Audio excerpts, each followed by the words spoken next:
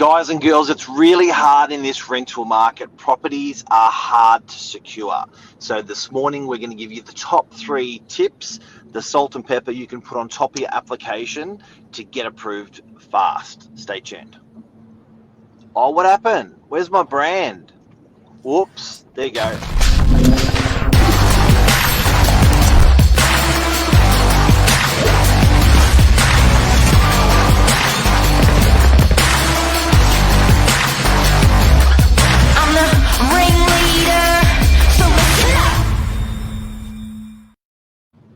Good morning, Mark. Good morning. How are you? Living life. I'm so excited. The weather is beautiful this morning. It's going good. It's going good. I was up at 5 and the weather doesn't know what it's doing, and it is beautiful now. But what is that? The So weather is it's so bipolar. Yeah. Did you go for a walk this Yeah. morning with Lisa? Yeah, no, not with Lise, but up at 5 and out and about, and it was raining and it was windy, and then look, it is now. It's incredible. It's incredible. Oh, But lovely. thank you very much for coming on. If anyone doesn't know, you guys are rental experts dealing with prospective tenants in the marketplace every day, all day. So in the course of a week, you'll meet hundreds of tenants. You'll get applications on properties, and tenants seem to be under pressure a little bit at the moment trying to secure properties. Yeah, very true. So we've got some magic of what we're going to tell everyone today on their rental application. Some things common sense, but we've got to, they're to us, but not to everyone. Some things are some really nice little tips and tricks. So let's start off at number 3. Do you want to go number 1 or number 3? Let's start from the top. Yeah. Let's start from the top. Okay, number 1. What Awesome. do you see on a rental app that people need to pay attention to be top of the crop? Well, as a leasing consultant, the first thing we look at is honesty and non-misleading information. To add on to that, if you are providing us misleading information, it is a red flag as a leasing consultant, because it does take the honesty out of your application. And as a leasing consultant, we need to have that security for the landlord, but not only the landlord, but our property manager that we're going to be presenting that application to. Yeah, it's not only that, you're giving us false information. So how do you kind of expect to, lease out a property or rent a property when that information is misleading? Everything about you as an individual is fine. We just want to know who you are, where you work, all those kind of things. And it really does help if you are honest. Honesty is the best policy, On that app. So an example of this. So let's have a bit of fun with this. Where what dishonest things do you see on an application? So is that people are changing their jobs or income, or what? How does that go? What does that look like? I've had cases where people haven't put the correct current address in, and I've actually, on the phone to them, and I've gone, "Oh, are you at this current address?" And they've forgotten they've actually put in that current address, and they say another address. And they're like, wait, what was the first address? Oh, I've got it muddled up. Oh, and then they start freaking, and they go, oh, and then it's kind of an awkward conversation between us and the prospective tenant. So as a leasing consultant, we do red flag that. And if you do provide us incorrect contact details for that reference, it is also a red flag.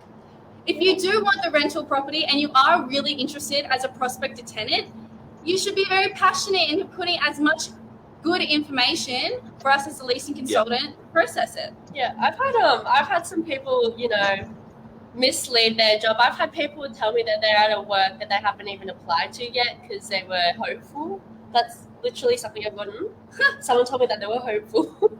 So, it just depends. You've got so many people doing so many different things. At the end of the day, like we've said, honesty is going to be the best policy. You can, give us false information from your job, but that's only going to put you back and set you back in reality.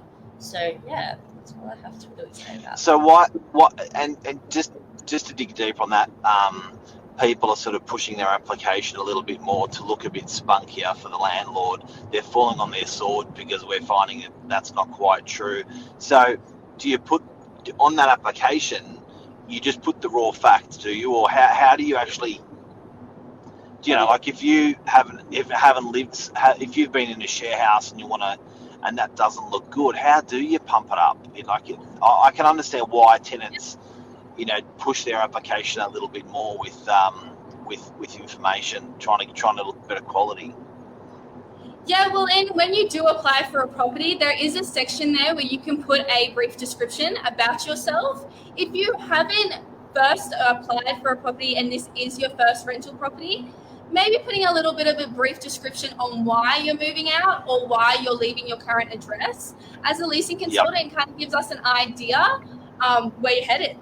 And also, it just gives us a little bit of an idea of you as a person. You know, I've had applications that seem like dating websites. I like long walks on the beach. Kind of like, it's just literally a description of yourself, what you do. And it really, really does help. And say, for example, this is your first property that you're going to rent. You know, you would also have to put that in your application, or you would let us know, because it's not a big deal at all. Of course, everyone's going to have their first steps to, you know, renting out properties and all that. And, you know, it's the same process goes. Instead, it would just be no tenant history or no. Yeah, and as a leasing consultant, we are here to help. We're not here to put you down. We're not here to make you feel that you're not worth enough to lease out a property, but we do need to ensure that we do have security for the owner. Yeah, 100%. And I think also, the application's for the landlord. It's not for the agent. So I think having that in the front of your mind also when you're putting that quality of information down. What's number 2? Number 2 is putting in your app and putting it to the correct person. Now, a lot of people, we could say older people, come into our agency and put in an application hard copy. And they talk to our receptionist, Tom, our conversation starter, and Tom passes along our application. And when he does that, he kind of gives us a brief description. However, Mark and I and Shalom were having a discussion before about how it's really important to make sure that you're talking to the leasing consultant who is processing your application. So we get an idea of who you are. If you do have a conversation with Tom about your current situation, he can come and tell us, but it won't give us how can I explain? A benefit of the doubt. Like it won't give us more information, I could say. Yeah, you know, it's best to talk to the person who's going to be processing an application. Not only that, like, so how would a tenant do that? A tenant would when a tenant puts an application in, it would be really, really clever to ask the question, who will be processing, who is the actual person that's going to be calling my applicants and processing this application, do you know? And who is the person that would be putting to my application towards the landlord, you know, do you know? You can ask that in quite an open, honest way, and then you've actually, when you call back to explain your application or assist with the application or follow up your application, you've got that contact, that person that's going to be doing all that work rather than speaking with the wrong person. Yeah, I've got something to add on to that. 100%. So I've had a lot of people call me back specifically because they know that I'm doing the application and say if there's any documents that they're missing or there's anything that they want to let us know, maybe they've made a mistake in that application, all that stuff. Like you said, it's really useful to have a contact that you can directly and you know is taking care of your application. You know that. Yeah. And also keep in mind, we do provide that information on our website. When you do go on novakproperties.com.au, when you go to our ads for the property, we do have the listing agent. It will be the assistant agent and it will be the property manager.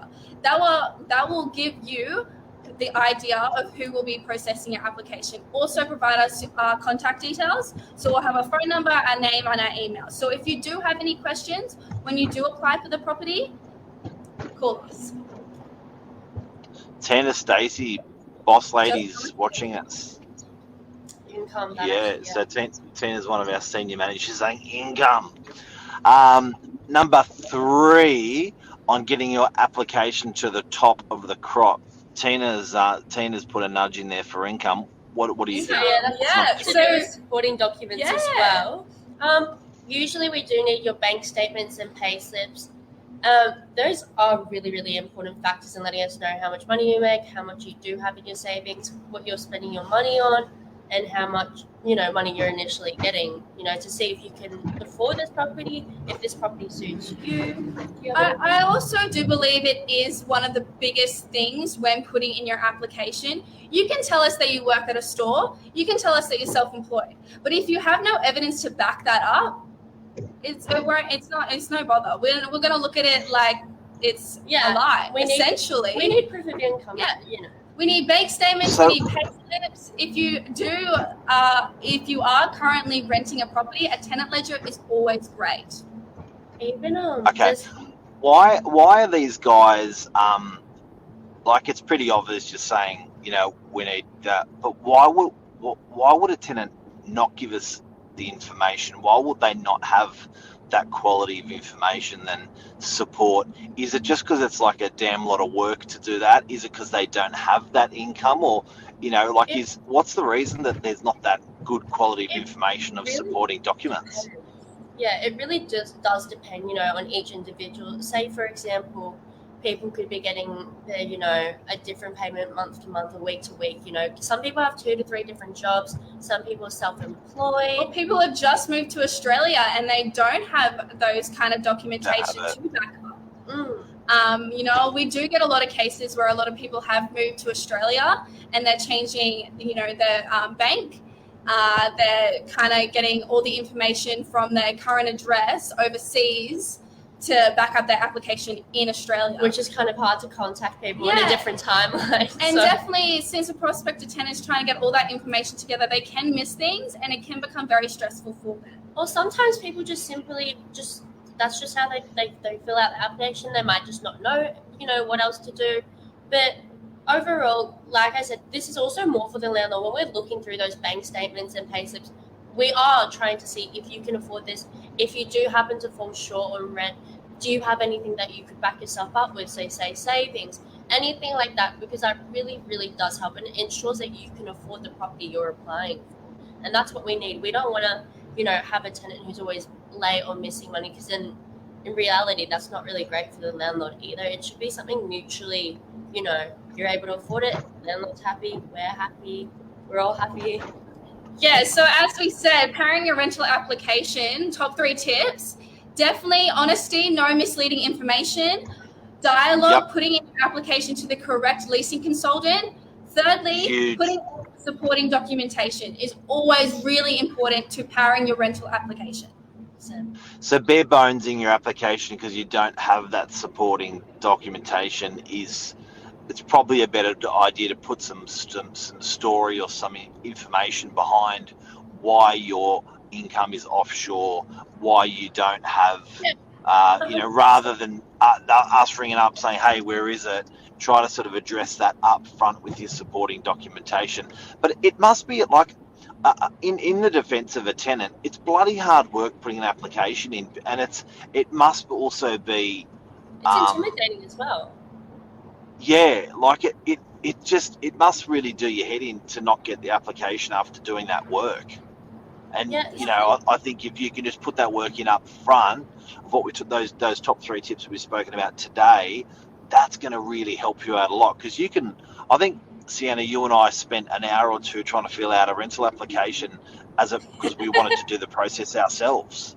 Yeah, and we were going through it going, oh my God. Yeah, I had to do that with a tenant the other day. They were applying and I was sitting at the front desk because I work at the front desk sometimes.